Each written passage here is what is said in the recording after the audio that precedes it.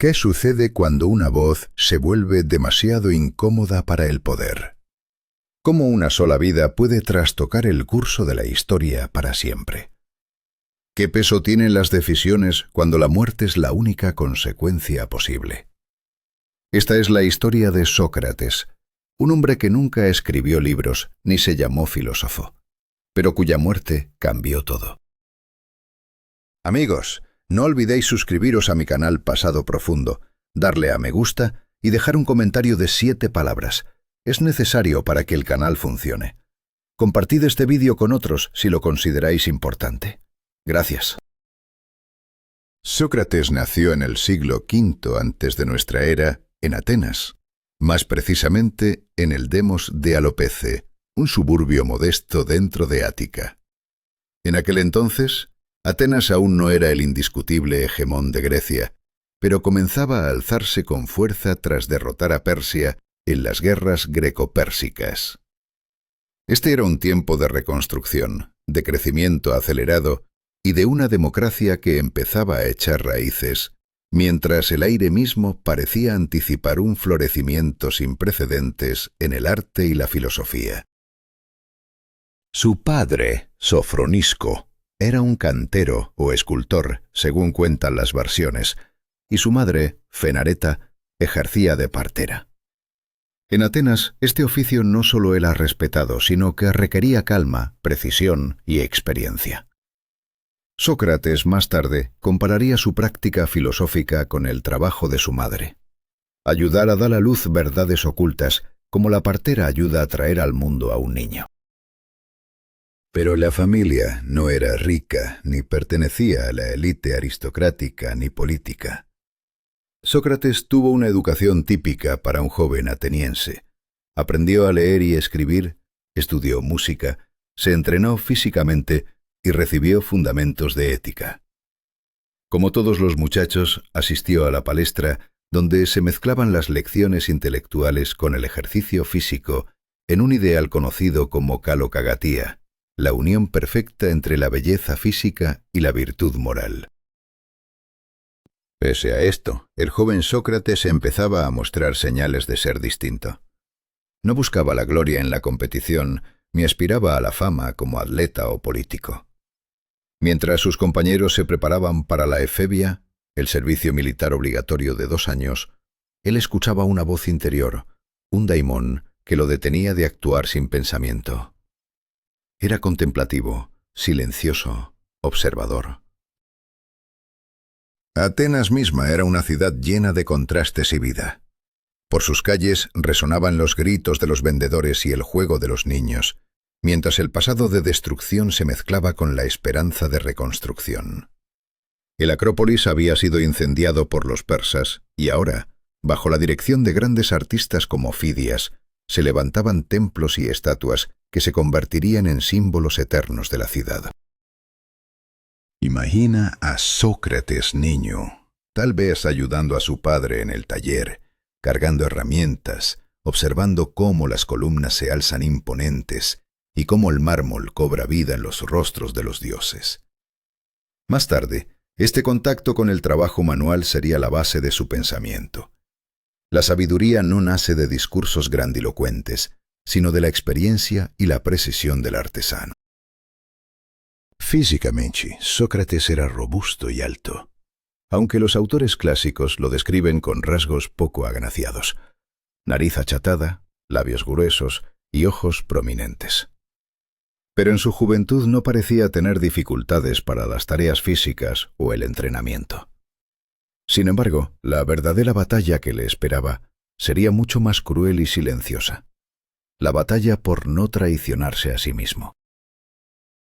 Con el paso de los años, sus ideas comenzaron a desafiar a las autoridades y a los poderosos de Atenas. Las preguntas que planteaba y las verdades que buscaba se volvieron intolerables para una ciudad que temía su propia conciencia. Así, el hombre que había vivido en la sombra del demos Alopece, el hombre que solo quiso ayudar a nacer la verdad, se convirtió en el símbolo eterno del coraje frente al poder. Pero la historia de Sócrates no termina en su vida, sino en su muerte. ¿Qué palabras pronunció antes de beber el veneno? ¿Qué enseñanzas dejaron sus últimas horas en prisión? Su juicio fue una cadena de decisiones fatídicas que marcaron no solo su destino, sino el espíritu de toda civilización. Esta no es solo una biografía. Es la historia de lo que significa vivir sin traicionarse, de enfrentar el miedo y la muerte por mantener la propia verdad intacta. En Pasado Profundo, contamos estas historias cada día, porque en ellas está la esencia de nuestra humanidad. Suscríbete y acompáñanos en este viaje por el pasado que ilumina nuestro presente. ¿Qué impulsa a un hombre a desafiar la verdad aceptada en una sociedad en plena transformación? ¿Cómo puede un joven común, sin riquezas ni títulos, forjar un camino que cambiará el pensamiento para siempre? En la Atenas del siglo V antes de nuestra era, bajo la sombra de la democracia naciente, un muchacho llamado Sócrates comenzó a cuestionar no solo lo que veía, sino también lo que le enseñaban. Mientras la ciudad vibraba con la fuerza de una democracia que se consolidaba, con ciudadanos participando activamente en tribunales, asambleas y debates, Sócrates se mantenía distante de la multitud que ansiaba el poder o la fama. No buscaba la retórica para convencer, sino la verdad para entender. Su espíritu inquieto rechazaba las palabras vacías y prefería preguntar por el sentido profundo de la justicia antes que dominar el arte de la persuasión. Es en esta distancia, en esta elección solitaria, donde se forjaba su carácter. No era un joven ansioso por la gloria política ni por las alabanzas públicas. Creció rodeado de sonidos simples, el golpe del martillo sobre la piedra, las voces de los poetas y las primeras escuelas de retórica que comenzaban a florecer en Atenas. Este entorno, aparentemente humilde, sería la cuna de un pensamiento que desafiaría siglos. Cuando Sócrates alcanzó la mayoría de edad y completó su formación como efebo, su vida dio otro giro inevitable: el servicio militar. La guerra en la Atenas del siglo V antes de nuestra era no era solo un deber, era la prueba de fuego para cualquier ciudadano. En campañas como la de Potidea, Delia y la expedición Beocia, Sócrates demostró no solo su resistencia física, sino una calma imperturbable que desconcertaba a sus compañeros. Frente a la adversidad, en la crudeza del campo de batalla, se levantaba un hombre que parecía indestructible. Se decía que permanecía horas inmóvil, sumido en sus pensamientos, resistiendo el frío sin abrigo y el cansancio sin quejarse. Su serenidad era tan contagiosa que incluso en la retirada caótica lograba mantener el orden y la esperanza entre sus filas. ¿Qué fuerza interior sostenía a este soldado de apariencia común? En la batalla de Delia, a pesar de la derrota ateniense, Sócrates fue la figura que sostuvo a los demás con su temple. Cuentan que ayudó a escapar a Xenofonte de un peligro inminente. Aunque Xenofonte era demasiado joven para participar, esta historia simboliza la imagen colectiva que se formó en torno a Sócrates, un hombre que sabe la verdad y actúa con sabiduría. Pero su verdadero poder no residía en la fuerza física ni en la valentía militar. Sócrates abrazó una paradoja que desarmó a sus interlocutores. Sé que no sé nada. No era una pose, sino la base de su búsqueda incansable. Solo reconociendo su ignorancia, creía, se podía comenzar el camino hacia la comprensión. Escuchaba con paciencia infinita, guardando silencio cuando la mente necesitaba trabajar, hasta encontrar respuestas en la oscuridad. Este joven que parecía una sombra en medio del bullicio democrático, que no buscaba el poder ni la fama, se preparaba sin saberlo para ser una fuerza que cambiaría la historia. Sus preguntas, su resistencia, su negación a aceptar verdades sin fundamento, marcaron el inicio de una revolución intelectual que definiría el pensamiento occidental. ¿Cómo una vida de preguntas puede hacer temblar los cimientos del conocimiento establecido? Así nació Sócrates. En la conjunción de un tiempo agitado y un espíritu rebelde, un hombre destinado a enfrentar las certezas y a sembrar dudas. Su influencia no vendría de conquistas ni leyes, sino de la simple pero poderosa decisión de no aceptar nada sin cuestionarlo. El eco de sus pasos aún resuena, invitándonos a mirar dentro de nosotros mismos y a confrontar nuestras propias verdades. ¿Estamos preparados para seguir su ejemplo? ¿Para enfrentar nuestras certezas con el mismo coraje? La historia de Sócrates no es solo un relato del pasado, es el desafío eterno de toda persona que se atreve a pensar, a elegir y a vivir con las consecuencias de esas elecciones. Sus preguntas siguen vivas, y en ellas el destino del pensamiento humano pende de un hilo. ¿Nos atrevemos a contestarla? Si quieres descubrir más sobre los ecos de aquellas decisiones que moldearon nuestra historia y entender el legado de figuras como Sócrates, suscríbete a Pasado Profundo. Aquí el pasado nunca duerme y siempre desafía nuestro presente. ¿Qué es la verdad? ¿Puede una sola pregunta derribar certezas milenarias?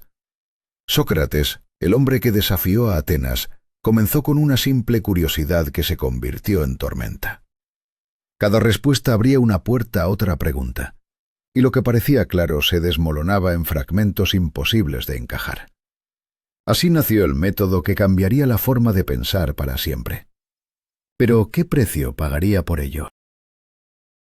Él mismo lo llamó mayéutica, el arte de la partera, porque, como su madre ayudaba a dar a luz, Sócrates ayudaba a dar a luz a las ideas. Pero no era un acto fácil ni cómodo. Requería paciencia, precisión y a veces un doloroso enfrentamiento con la propia ignorancia. No ofrecía respuestas, no imponía opiniones. Obligaba a sus interlocutores a llegar a la verdad por sí mismos. ¿Quién estaba preparado para semejante desafío? Su arma favorita era la ironía. Comenzaba fingiendo ignorancia, preguntando con una cortesía casi ingenua, como si no entendiera nada.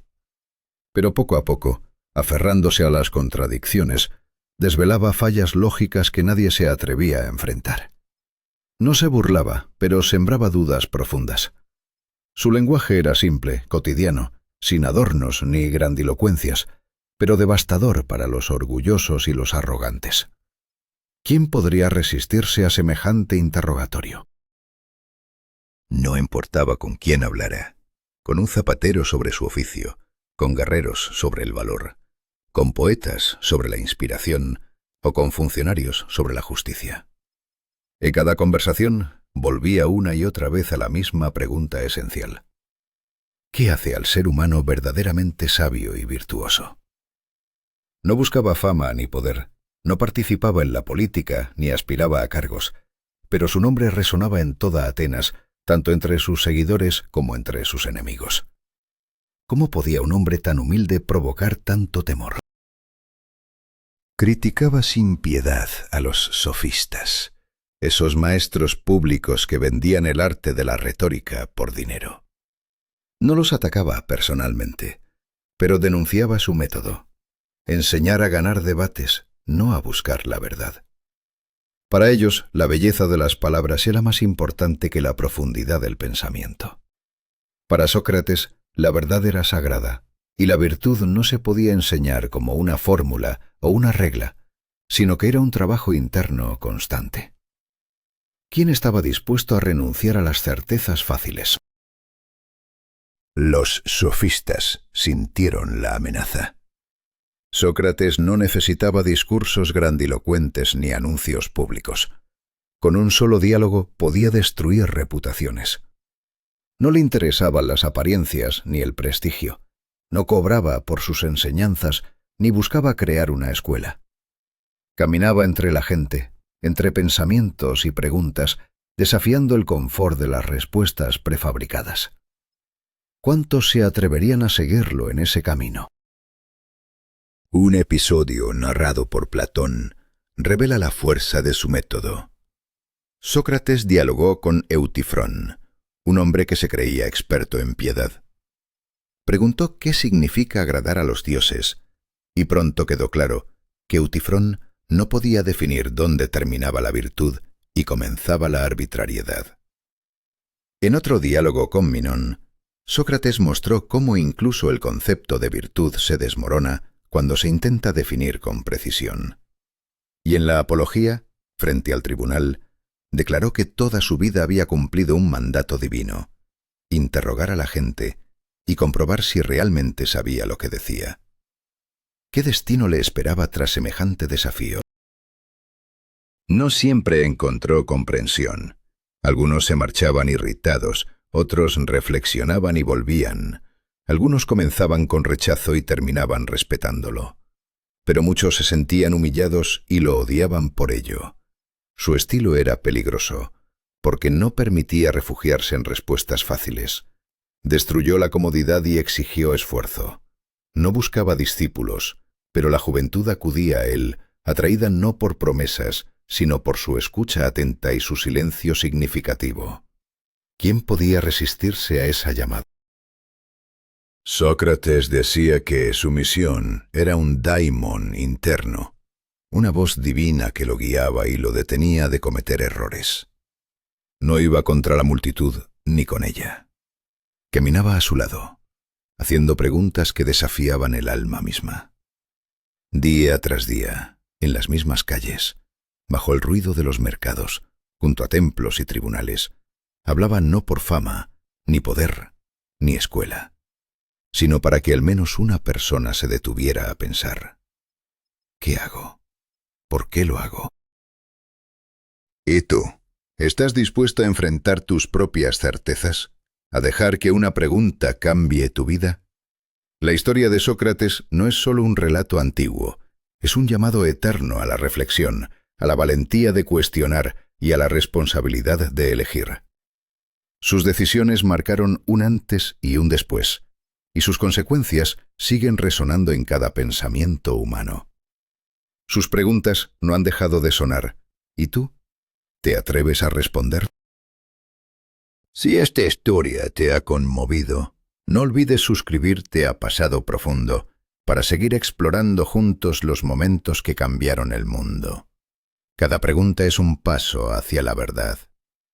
¿Puede una sola persona, con su palabra, deshacer las certezas de toda una vida? ¿Cómo un hombre sin escuela ni doctrinas pudo cambiar para siempre el pensamiento humano? Sócrates nunca se proclamó maestro ni reunió discípulos en el sentido común de Atenas, pero su presencia alteraba las mentes y despertaba inquietudes que nadie podía ignorar.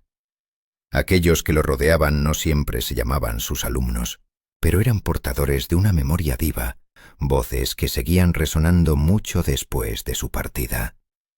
Justo aquí comienza la historia de decisiones que marcarían destinos. Entre estas figuras emergió Alcibíades, un joven noble, hijo de Pericles, cuya belleza, carisma y ambición podrían haberlo llevado a lo más alto de Atenas. Conoció a Sócrates en su juventud y quedó marcado por aquel encuentro como por una fuerza demoledora. Alcibíades llegó a comparar al filósofo con un sátiro capaz de destruir con solo una conversación las creencias más arraigadas. Sin embargo, aquel magnetismo también despertó tensiones profundas que cambiarían el curso de su vida. Intentó Alcibíades seducir a Sócrates. Buscó una conexión íntima, pero el filósofo lo rechazó con palabras firmes. No entregaré la sabiduría por un cuerpo. Fue un rechazo que Alcibíades no comprendió y que lo empujó a alejarse. Se lanzó entonces a la política, la guerra, la traición y el exilio. Pero incluso envuelto en la gloria y el escarnio, no pudo borrar la sombra de Sócrates que lo perseguía, un eco que nunca dejó de resonar en su conciencia. Plató, más joven por más de 40 años, encontró a Sócrates ya maduro y reconocido, y su encuentro fue igualmente decisivo. Proveniente de una familia aristocrática y educado en poesía y ciencia, Platón abandonó sus versos para dedicarse plenamente a la filosofía tras conocer al maestro. Pero su contribución no se limitó a registrar, sino que transformó la voz de Sócrates en un instrumento para la exploración incansable de la verdad, donde ninguna respuesta es definitiva y el diálogo es el camino. En obras tempranas como la Apología, el Critón o el Eutifrón, Sócrates aparece fiel al hombre real, irónico y perseverante, un espíritu libre enfrentado a su destino. Más adelante, en textos como La República o El Fedón, se convierte en un medio para las ideas de Platón, pero sin perder nunca su humanidad ni su serenidad esencial. Esta dualidad reflejada por Platón fue crucial para preservar el legado del filósofo como algo más que una simple figura histórica. No menos importante fue la visión de Jenofonte, soldado y cronista, quien, aunque distante del rigor dialéctico de Platón, mostró un profundo respeto por Sócrates. En sus memorias, el filósofo es un guía práctico, sobrio y firme, no tanto un destructor de ideas, sino un ejemplo de conducta y consejo. Su retrato es más sencillo, a veces ingenuo, pero rebosante de admiración sincera, aportando otra dimensión a la complejidad del hombre que desafió a Atenas.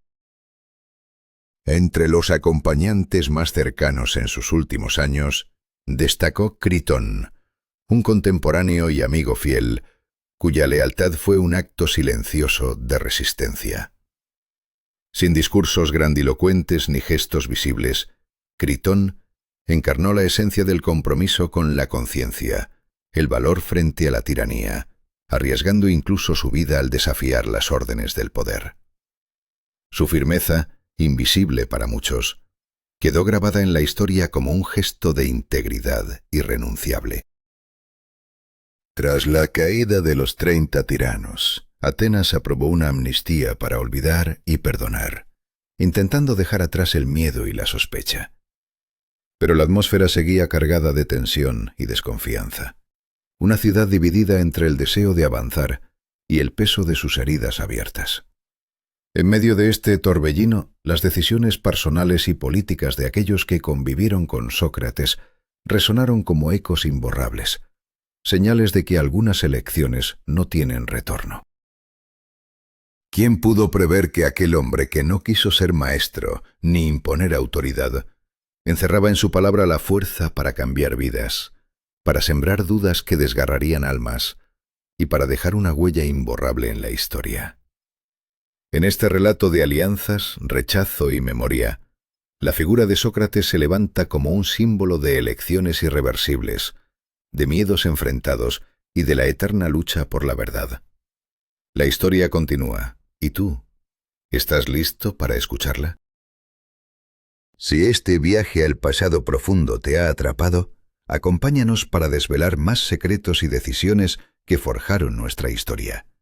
Suscríbete y no pierdas ni un solo latido de esta apasionante odisea. ¿Qué ocurre cuando la mente crítica desafía una ciudad entera? ¿Qué precio paga quien no se conforma con la normalidad? ¿Puede una sola figura sembrar la duda en un pueblo sediento de orden? Estas preguntas se levantan en el aire tenso de Atenas en la primavera del año 399 antes de nuestra era, cuando Sócrates, un hombre cerca de los 70 años, se convierte en el epicentro de una tormenta invisible. Sócrates no era un político, ni un agitador ruidoso. Sus palabras no buscaban multitudes, sus preguntas no traían respuestas fáciles. Pero en cada esquina de la ciudad, su presencia era una grieta en la fachada del consenso. En un tiempo donde el ciudadano debía ser un ente obediente y predecible, él insistía en que ser ciudadano era pensar, cuestionar, resistirse a la masa sin perder la conciencia. Sin embargo, su círculo íntimo, lejos de aliviar sospechas, las alimentaba. Su vínculo con Alcibíades, quien traicionó a Atenas 2 veces, y Crítico, uno de los tiranos más despiadados, era visto no como coincidencia, sino como señal de corrupción y decadencia. ¿Era Sócrates un mentor peligroso o un chivo expiatorio de una ciudad herida y desconfiada? La línea entre influencia y amenaza comenzó a borrarse. Atenas, tras la humillante derrota en la guerra del Peloponeso y la sombra de los 30 tiranos, buscaba desesperadamente la estabilidad. La democracia restaurada pedía orden y respeto a las tradiciones. Pero Sócrates, con su costumbre inmutable de caminar por la ciudad, detenerse, conversar y preguntar, ya no era un hombre común. Era una advertencia, un peligro latente que nadie podía ignorar. El formal cargo contra Sócrates fue planteado por un joven poeta llamado Meleto, apenas conocido, que representaba la voz de un sector inquieto. Lo apoyaban Anito, defensor ferviente de los valores democráticos tradicionales, y Licón, protector del espíritu moral popular. Cada uno, desde su ángulo, sentía que Sócrates desafiaba lo que Atenas quería preservar a toda costa. Las acusaciones eran claras y devastadoras. Impiedad hacia los dioses reconocidos por la ciudad. Introducción de nuevos dioses y corrupción de la juventud.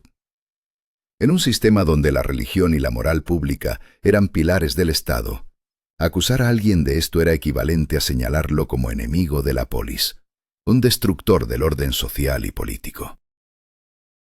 Meleto denunciaba que Sócrates, con sus discursos, despreciaba los cultos establecidos, promovía la irreverencia hacia los mayores y la autoridad, y formaba pequeños grupos filosóficos que sembraban el descontento y la insubordinación entre los jóvenes. No era solo una cuestión espiritual, sino un golpe directo contra el tejido mismo de la ciudad. El juicio se celebró en el Helieo, el Tribunal Supremo de Atenas, ante un jurado de 501 ciudadanos seleccionados al azar. No había jueces ni magistrados especiales, solo iguales con el poder de decidir la vida o muerte de un hombre a través de simples piedras blancas y negras. La tensión en la sala era palpable. El destino de Sócrates pendía de un hilo. Cuando llegó su turno, Sócrates subió a la tribuna sin rastro de desesperación ni súplica. Su defensa, conocida como la Apología de Sócrates, fue un ejercicio de lógica y serenidad. No apeló a la emoción ni a la piedad. Expuso punto por punto las acusaciones, demostrando que su fe en los dioses era una cuestión de interpretación y que su misión era despertar la conciencia, no destruirla. Pero en esa calma aparente latía una verdad inquietante. Sócrates no pretendía convencer para salvar su vida. Su compromiso con la búsqueda de la verdad y la responsabilidad individual era inquebrantable. Sabía que su destino estaba sellado, que su lucha contra la ignorancia y el miedo era también una lucha contra la sociedad misma. Así, la historia de un hombre y su ciudad se tejía en una trama de decisiones irrevocables y consecuencias fatales. ¿Quién gana cuando el poder teme a la verdad? ¿Quién pierde cuando la sociedad sacrifica al pensador por miedo a la duda? En estas preguntas late el juicio de Sócrates, un eco eterno de la condición humana y sus dilemas más profundos. Si quieres comprender más sobre este drama que cambió la historia, suscríbete a Pasado Profundo y acompáñanos en la exploración de los momentos que definen nuestro destino. ¿Qué hace que un hombre desafíe a una ciudad entera? ¿Cómo puede la voz de uno solo ser percibida como una amenaza mortal para la libertad? Sócrates, con su intranquilo espíritu y preguntas implacables, se enfrentó al tribunal de Atenas. ¿Pero qué llevó a esa decisión fatídica? Sócrates no veía contradicción entre su voz interior y la religión oficial de Atenas. Más bien, creía que su consciencia era un reflejo del divino. Recordaba a los jueces cómo el oráculo de Delfos, en respuesta a su amigo Calífron, nombró a Sócrates como el más sabio de los hombres. Y sin embargo, esa sabiduría le despertó una duda profunda. ¿Qué significa realmente ser sabio? Decidió entonces interrogar a poetas, artesanos y políticos. Descubrió que muchos creían saber, pero no podían justificar ni sus propias palabras. Esta revelación fue un golpe al orgullo de Atenas, un golpe que sus poderosos no estaban dispuestos a perdonar. ¿Pero qué clase de corrupción se le atribuyó? Acusaron a Sócrates de corromper a la juventud. Pero él defendió con vehemencia. No enseñaba, no cobraba, no dirigía escuelas. Solo dialogaba, solo formulaba preguntas. Los jóvenes sacaban sus propias conclusiones. Si acaso cambiaban, era por su reflexión, no por manipulación. Entonces, ¿quién realmente educaba en Atenas? Nadie pudo nombrarlo. Cuando llegó el momento final, Sócrates no suplicó piedad, ni intentó esquivar el castigo. Rechazó caer en la humillación que la multitud esperaba. Propuso que examinaran su vida. No había dañado a nadie. No había tomado nada de la ciudad. No había ansiado poder, ni había mentido jamás. ¿Cómo podría entonces ser culpable? La votación fue contundente. 280 votos por la condena, 220 en contra. Un veredicto dividido, pero fatal. Sócrates fue declarado culpable.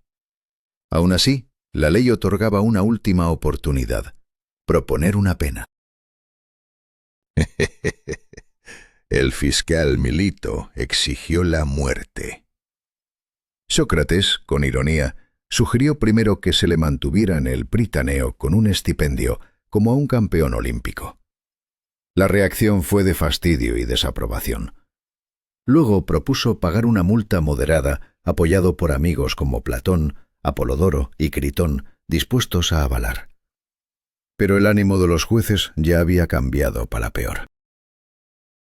En la segunda votación, la cifra se inclinó hacia la sentencia de muerte con alrededor de 360 votos. La condena era inevitable. Sócrates escuchó el fallo con serenidad, sin odio ni amargura. En sus últimas palabras, habló de la muerte no como un castigo, sino como un misterio. Podía ser un sueño eterno, sin miedo ni dolor, o un tránsito a otro mundo donde encontraría a Arqueo, Homero y Ulises para continuar la búsqueda de la verdad. Con dignidad se despidió, consciente de que su voz sería silenciada, pero no olvidada. El juicio de Sócrates marcó un antes y un después para Atenas. La ciudad que proclamaba la libertad de pensamiento no estaba lista para aquel que encarnaba esa libertad hasta sus últimas consecuencias. No buscaba seguidores ni poder, solo cuestionaba lo evidente. Y eso fue demasiado para la polis. Su nombre no fue esculpido en mármol ni proclamado en plazas oficiales, pero en conversaciones privadas, en talleres y gimnasios, su recuerdo crecía, ya no como el hombre condenado, sino como el símbolo de lo que se había perdido. Atenas no reaccionó al instante. El proceso fue legal, el veredicto justo según las leyes. La ejecución fue ordenada y sin incidentes. Sin embargo, un sentimiento se fue extendiendo. Algo esencial se había roto. La muerte de Sócrates no trajo orden ni moralidad, sino un silencio inquietante que llenaba las calles y las almas. ¿Quién realmente ganó aquella batalla? ¿La ciudad que quiso silenciar la voz incómoda o la idea eterna que Sócrates encarnó? La historia responde. ¿Y tú? ¿Estás listo para escuchar? Suscríbete para descubrir cómo esta tragedia abrió caminos insospechados en el pasado profundo. ¿Qué convierte a un hombre común en una leyenda eterna? ¿Quién decide que una voz debe atravesar los siglos? ¿Cómo un simple ciudadano, condenado a muerte, puede transformar para siempre la historia del pensamiento? Estas preguntas encienden la historia de Sócrates y sus irrevocables elecciones. Platón no escribió una biografía ni un tratado filosófico tradicional tras la muerte de su maestro. Decidió preservar la esencia de Sócrates, el diálogo, la pregunta constante.